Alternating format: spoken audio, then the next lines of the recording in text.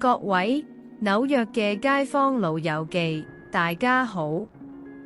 踏入2026年，唔知大家有冇留意到呢個月收到嘅社會安全退休金金額同舊年有啲唔同咗呢？今年除咗有2.8%嘅生活費調整 COLA 之外，仲有紅藍卡保費嘅變動，同埋聯邦稅務、紐約市租金法例嘅幾項重大更新。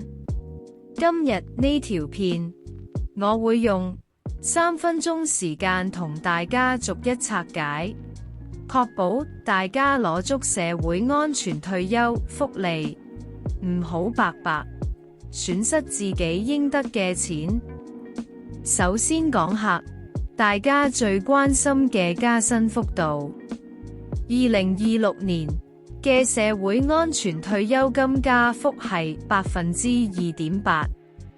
平均嚟講，如果你每個月領取大約2000，今年會加大概56元。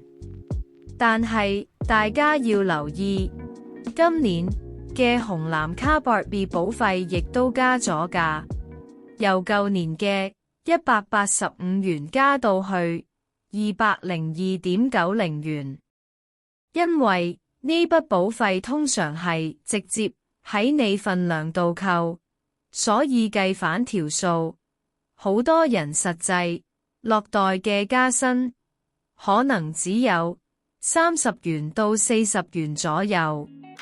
所以如果你發現份糧加得比預期少，其實係因為紅藍卡扣多咗。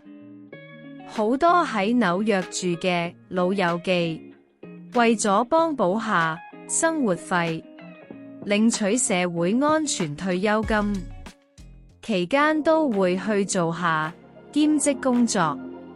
咁你要留意啦，2026年嘅工作收入上限改咗，又提高咗。如果你仲未到正式退休年齡，你一年可以賺到24,480元，而唔會被扣糧。如果你咁啱喺2026年達到正式退休年齡，上限仲會大幅放寬到65,160元。呢個對想邊做嘢邊攞社會安全退休福利嘅朋友嚟講，真係一個好消息。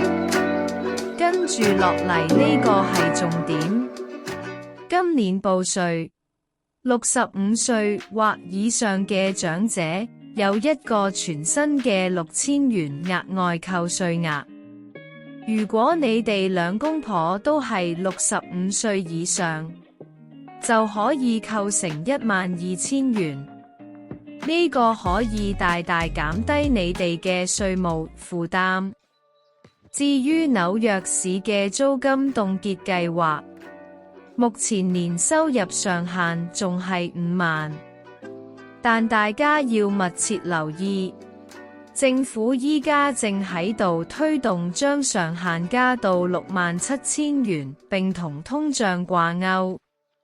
如果法案正式通過，住喺 Brooklyn 或者 Queens 租樓嘅老友記，生活壓力就會細好多。最後提醒大家，記得留意信箱份、SSA COLA 通知書，或者上網登入你嘅戶口睇核實數。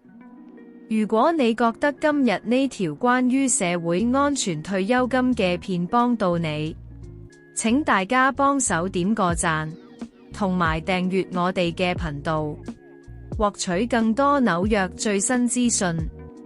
我哋下次見。